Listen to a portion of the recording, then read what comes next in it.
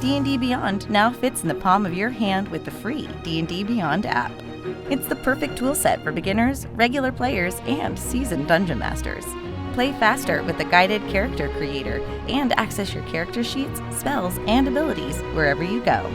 All of your adventures and source books are at your fingertips, even when you're offline. Easily find and access the rules you need when you need them. With more features to come, download the free D&D Beyond app today. And welcome back to a creepy, a spooky, a spectacular D&D Beyond Weekly. I am so excited to be here with the cast of the incredible Black Dice Society. I have gathered, first of all, I have to immediately break off my professional veneer because B-Day Walters assembled a cast of just all my faves. All of my faves in the world on this cast. I don't know how you did it. I don't know what dark arcane arts you used to assemble this show. I did it for you, Amy. I did it for you. We go way back. And I was just like, how can I put a smile on Amy Dallen's heart with my cast selection? And did it. And you absolutely did. Would you please, first of all, we're going to be talking today all about putting together the perfect Ravenloft party, and we'll be getting into exactly how you did it. But first, would you tell us just a little bit, what is Black Dice Society, and who are these lovely folks that you have used your dark arts to get onto the show? Well, these wonderful humans, I will let introduce themselves because I cannot do all of them justice. However, I'm B-Day Walters. I say words about things. I am the Dungeon Master of the Black Dice Society, which is Thursdays, aka today, at 4 p.m. Pacific on D&D, Twitch, and YouTube, which is an official Ravenloft stream. It is a horror stream. So we go some places that other D&D campaigns don't, and they face some things that other adventurers don't have to. So it's a whole thing. It is a whole thing. Yeah. That's all I'll say for now. That I hope you have made space on your viewing calendars for, and you've assembled a wonderful crew, many of whom we have here today. Noura Ibrahim, Deejay Knight, Meer, and Saige Ryan. Welcome to the show. I'm so glad to have some of you here for the first time, some of you back here. Tell me a little bit, like one anecdote, please, from getting involved with Black Dice Society, Noura. Oh, you're gonna start right off with me. Okay. Surprise, sorry, on the spot. Roll initiative. Yeah, right? I rolled a 1. So I guess an interesting thing I can say about my character coming into this was that my idea for my character ended up being very serendipitous unknowingly with like the new Van Richten's special features coming out. So it literally was like, did not know that it was written in there, and it happened to be perfectly with my idea of how my character came into Ravenloft. Oh, that's fantastic. I think that makes you an honorary game designer. I'm just going to declare that because you summoned it into existence for what you needed. I'll take it. Hey, if I had to manifest that and it happened, I will accept this and use it for evil powers only. A+ summoning spell. Yeah. I will say, we started kicking around ideas, and she was like, well, what if I kind of did this thing, and I don't know if it would work? I'm like, yeah, that's Reborn. And then she's like, well, what? And then I thought maybe I'd be kind of like this. And I'm like, yeah, that's one of the new class options. So really, you were completely in sync with the project. Yeah. That is true.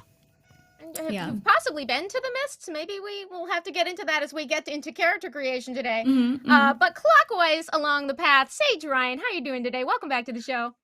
Hi, thank you. I'm so excited to be here. The last time I was here, or at least recently when I was here, we talked about Ravenloft, we talked about all of those things, and like, I am somebody who, no matter how hard I try to build like a polite character that's like just gonna be a good person, I always end up building just like the spookiest edgelord kid.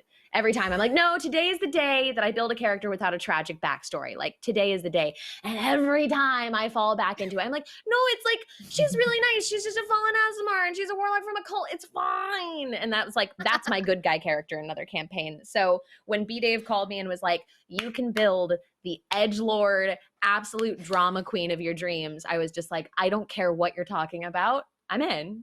Absolutely. Of course, 100%. Absolutely. No more details were needed at that point. And he was like, you know, she doesn't have to be a good person. I was like, stop. You flattered me. Oh my God. She isn't. Excellent. I love it.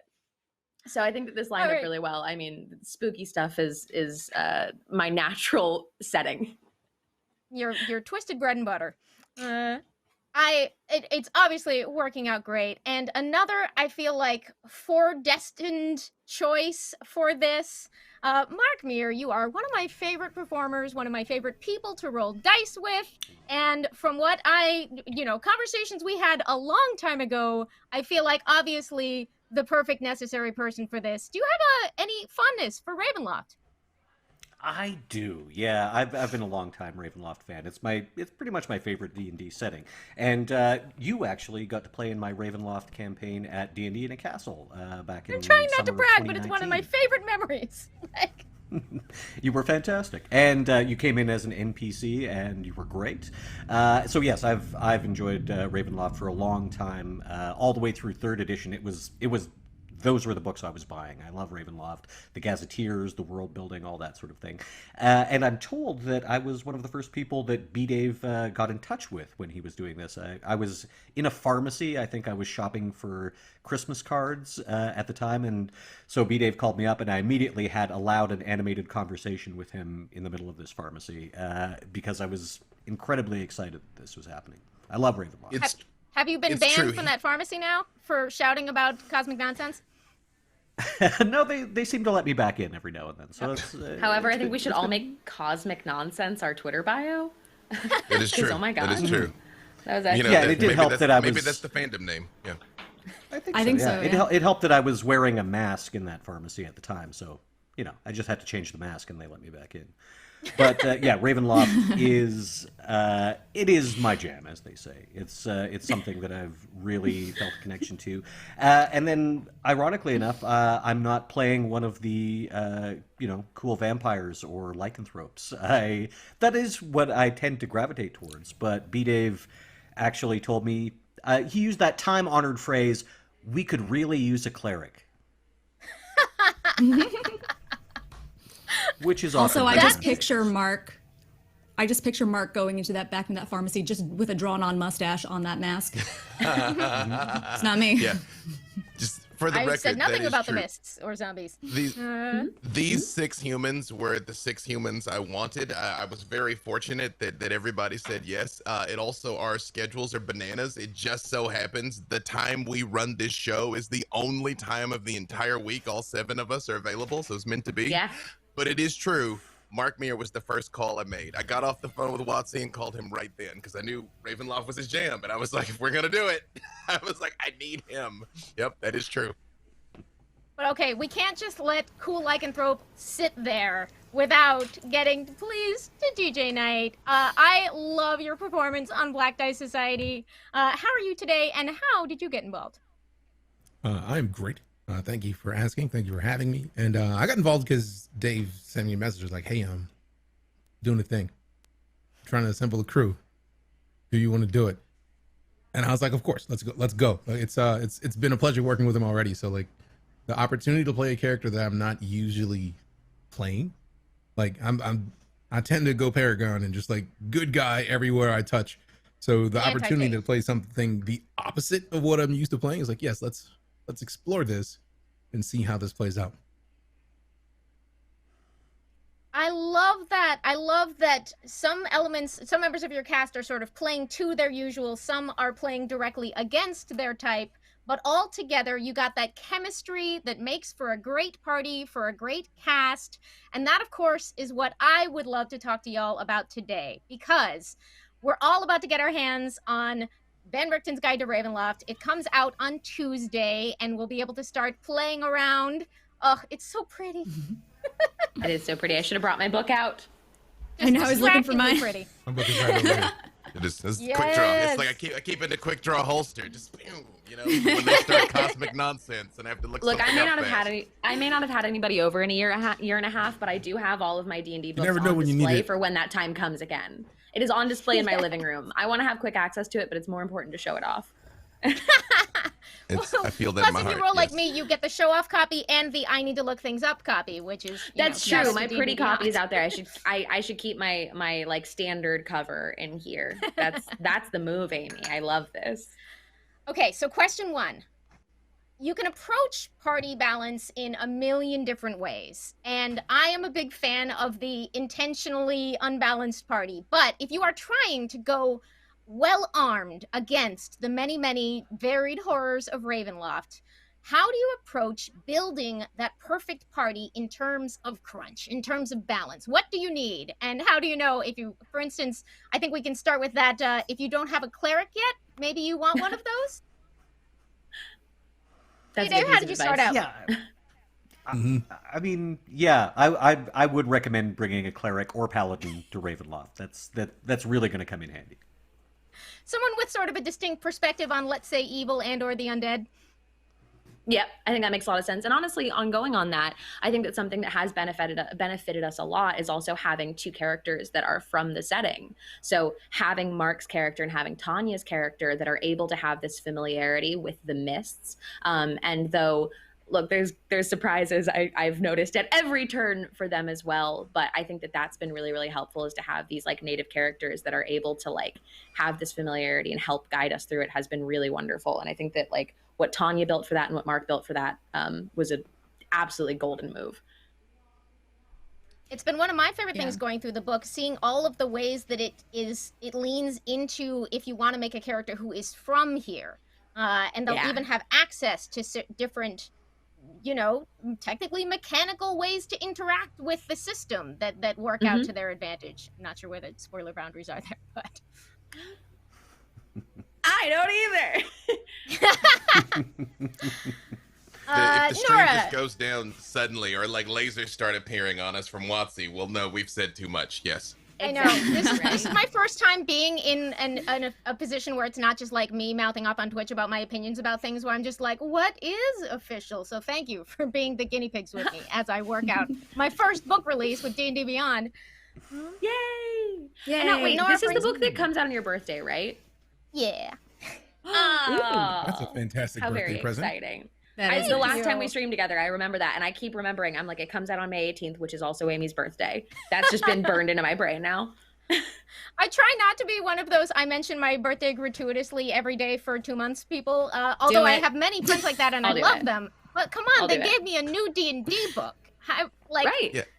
A gift. reporting in A dark reporting gift. in for hype duties, and you know the extent I will go to hype you personally, Amy. So leave that one to me now. No, we're good. We're good. May 18th, Amy Dallen Day, May 18th. Yep. So Noura, I know in terms of mechanics and what you were looking for, this book gave you a series of gifts. What were, without going into anything that you don't want to share about Nahara, but what were the elements that sort of drew you to the build you used for the Ravenloft Party? Well, like I said, like my character, my idea for like having why she's there, like the reborn and like her dying over and over again, like fit so perfectly. I wanted a lot of ambiguity with her character. So yes, fallen Azamar, but there are some very good qualities about her. I did like the fact that like me and B Dave talked about having the Mistwalker. I don't know if I could talk. We mentioned it in the episodes, I think. I'm like, If we're it's here been in now. the episodes, Yeah, it's sure. fair game. Okay, it's been in the episode. So the Mistwalker thing was very interesting because she doesn't remember why she's here, but since she's able to do this, she has some connection to the mist. So I like the fact that there is a lot of ambiguity to her character, but you're still trying to fit the pieces into how and why she's here. And I don't know where the chunk of thigh meat came into the picture or how that worked, but I'm like, B-Day threw that in. I was like, yeah, we're going with this. This is what we're doing. Okay, fine. Yes, I hold up this piece of meat and now it's mine for eternity. I just got to walk around with this thing, I guess. The chunk of zombie flesh is a thing. That was not. I've thrown plenty of curveballs. That's in the book. That wasn't me. So there you go, folks. Get yourself some rotted zombie flesh and traverse through those mists. Any other thoughts on balance, on making sure you have a well-rounded sort of crunchy party? B-Dave, what were your concerns? Well, I do want to say something because y'all know I'm Captain Crunch. However, in this instance, since I knew these were characters that we were gonna live inside for a long time, I made it more about what they wanted to play, because it kind of didn't matter if it was the world's best, most optimally constructed party, but it was an ill-fitting garment for the individuals. Because fifth edition is fairly forgiving in terms of party balance, because almost everybody can do almost everything, pending how you set it up. I will say, to echo what Mark was saying, a cleric or a paladin's incredibly useful. You can make it without it, but I mean, you'll wish you'd brought one. And also the Mistwalker ability as a mechanic in particular, because the navigating Ravenloft is incredibly difficult, incredibly dangerous. And if you have a group that really loves to just kind of roll the dice, but I mean, there's times that there's just death in the miss. And I don't mean that like figuratively, I mean actively. Like, you're like, oh, we made a wrong turn and we're all dead now. So having someone who can kind of help navigate that is useful. Yeah, beyond that, I think it goes where it goes. And I think our situation was a little different too, in that I knew we were starting at level 1. So while we very much started with who are these people, and then what represents that best mechanically, because that might change over time. You know, people might multi-class, people have different plans. I mean, I being who I am, when I create a character, I plan them out from 1 to 20 from the beginning. I know not all of my people are like that. And I was like, yeah, but at least you could start tumbling that back around in your head. That is like, what does this character look like at 10? What does this character look like at 20? Because, you know, if the fates are kind, we'll be blessed to get there. Assuming you live. I love that. And I will say, the challenges of navigating the mists are hands down one of my favorite things about Van Richten's, and reading up on how the setting works. And I love that they've built in things like Mistwalkers and other avenues to that, because yes, it would be very handy not to just be strictly taking your chances when you wander into the mists. But I love what you said about building from the people that you want to be. So let's talk about theme. Let's talk about how you fill out the thematic and personality and character roles for a horror party. How did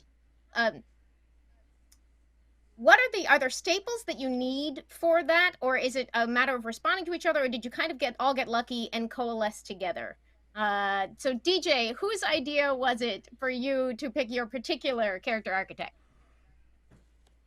Dave kind of left a lot open to me. It was like, there's some cool things that you can do, so what would you like? And I kind of knew that I wanted to do something different from the norm. That was not a question. But I think he brought the idea of like a couple different classes and a couple different characters, and I was like, you know, werewolf sounds good.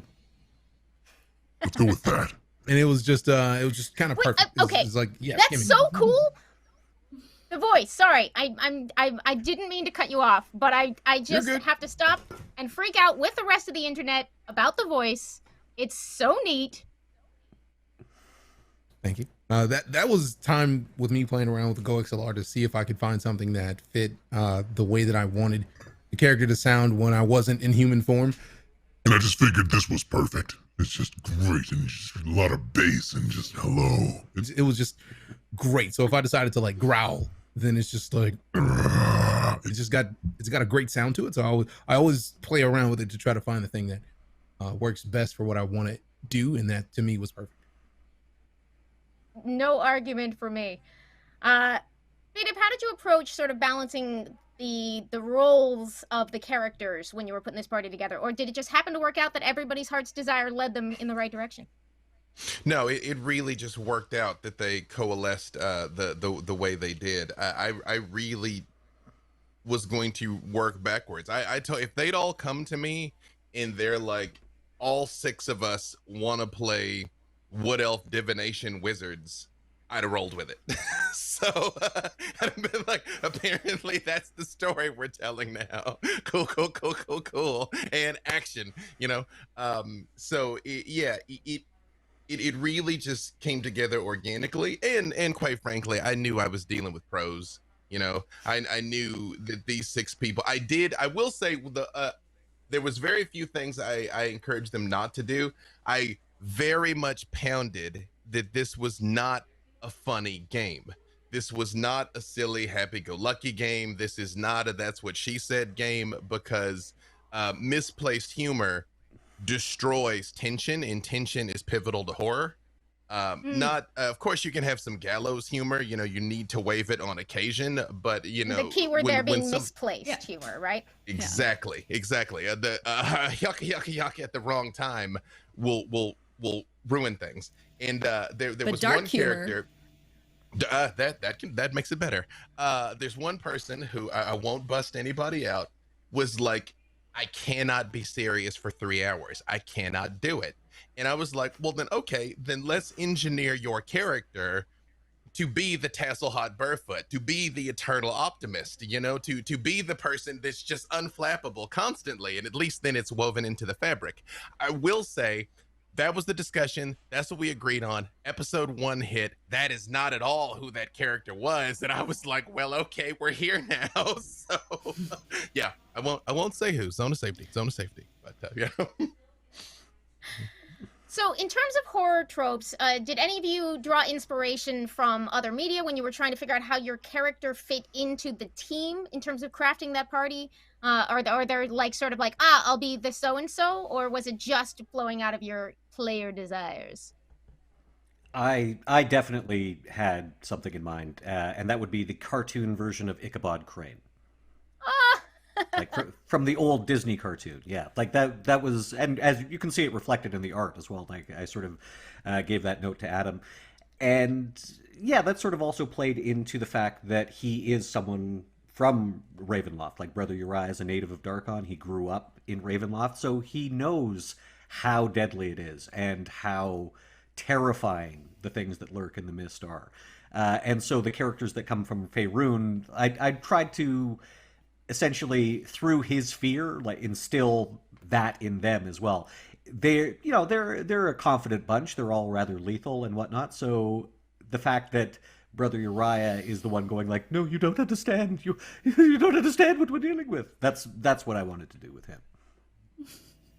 And that choice flavors in the dangers in a beautiful way. Sorry? It does. If I could just plus one to that, what Mark was saying, and this is more to the mechanics thing that we talked about a second ago. Since I knew he, as a player, had extensive knowledge of Ravenloft, that was one of the ways we wanted to let that in a non-meta way, was to have him be an experienced, educated native. Like Saige was saying, having natives was good, but he in particular, having him know a lot, and I knew that not everybody playing did know a lot. I was like, we need a local sage type person. Which also was useful in the sense that a lot of things about Ravenloft have changed since previous editions, and he almost kind of became the voice of that too. That it's like, oh, I know this place is like this. Narrator voice, it is not, and you can now kind of strike that dichotomy, which has been very useful. Yeah, with Brother Uriah, there's a lot of, well, when I was a boy, I recall that this was what, and things have changed, of course, as they do within the mist.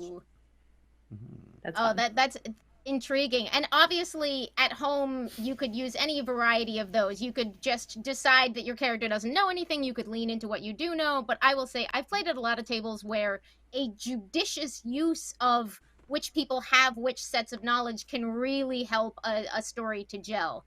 Because why not play to those advantages if you've got them? The person who's automatically going to be freaked out because they know exactly what they're looking at might as well be your naturalist, right? Yeah, 100%. And honestly, like if Brother Uriah didn't have that, I think we'd be in a lot of trouble, because you have like characters like specifically, I think Valentine and Nahara, where you get into this position where the two of them are just kind of like, I don't know, it doesn't seem that bad. Right? Like, we'll see what happens. And I think that we keep getting put in those situations where Brother Uriah is like, no, you don't understand. This is a nightmare. And both of us are kind of like, no, I mean, as far as I'm concerned, I died. Yeah, I died once already. It's not gonna be bad. We've both already died, so it's like, what are they gonna do? Once. Kill us? Yeah, and in horror I will movie note terms, that it's genre savvy, right? yeah, absolutely. And Brother Uriah can protest all he likes, but for the most part, people don't take his advice. Like he did point out that, like, I don't think we should take an undead brain with us, and now he's our mascot. So Yoink. yeah, Yes. Now he's What my could baby. go wrong? I also feel like my character has kind of grown in what was expected, right? Because I went in and I was like, I'm gonna be this kind of character, and then playing the game kind of introduced me to the things that my character would not be comfortable with or would, and based on the kind of character he is, it's kind of teaching me how to play him as I play him, which is weird, but I didn't understand that until like the third time Dave asked. Was like, hey, how are you beginning to understand your character? And it's changed considerably the way I play him as to what I expected to, just based on the adventures that we've gone on thus far, and I kind of love that. I love that. That's the joy of level 1, right? Being a squishy baby kind of makes it difficult to be like, oh, I'm gonna kill everything, and it's like you die, and it's like, oh, what happened was I had intended to go and kill a thing. Sorry. Yeah, you grow along with your experiences, and I think that's one of the joys of playing the game to begin with. Yeah.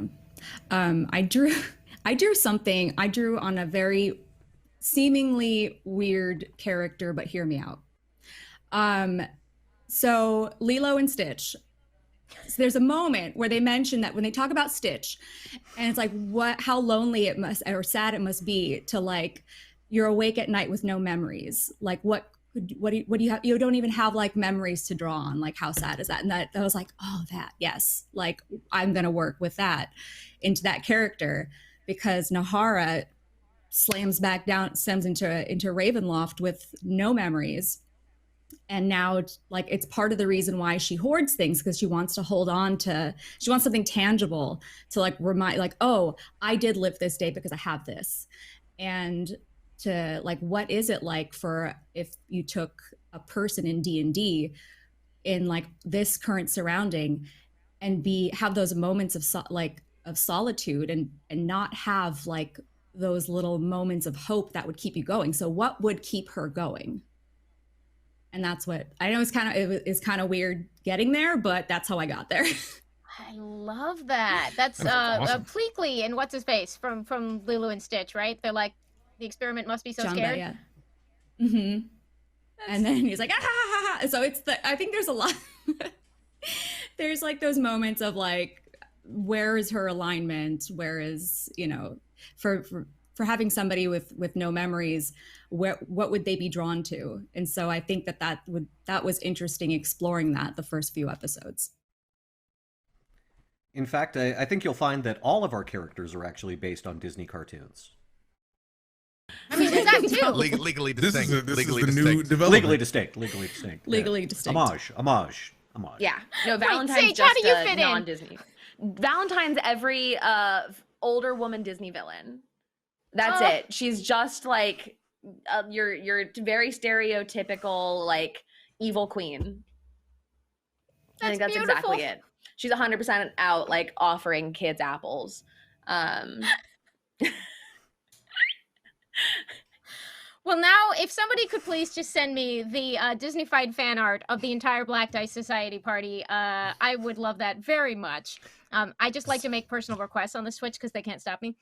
Incredible. You know what I to do, internet. You know what? I'll repeat that one on the show tonight. Because we have a small army of fan art, which I truly appreciate, because to me, wonderful. fan art means so much to me, because that means something we did inspired someone else to create something, and that's beautiful. So I will echo that +1. I do want to say one other thing about the themes, is I very much drove home to them the idea that it's like, you're not heroes.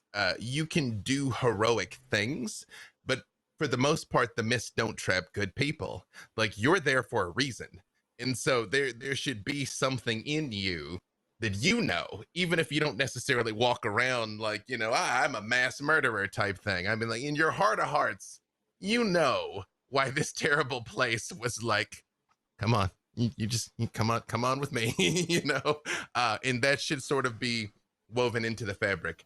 Again, Brother Uriah, maybe good people can be born there. I don't know. We're gonna find out. But it's Yeah, this is you guys are not you may not you might be the Suicide Squad, but you are not the Justice League. Yeah. No. Yep, that's exactly right. Someone else in chat also had said potentially Cruella. I'll also take that. I mean, yeah. fabulous. I do love that. I love that spin on what the myths mean to Black Dice Society and to this version of Ravenloft. And I love that the book comes with a lot of tools where sort of, if you want to run the all nice, innocent people bumble their way through Ravenloft campaign, there's nothing stopping you.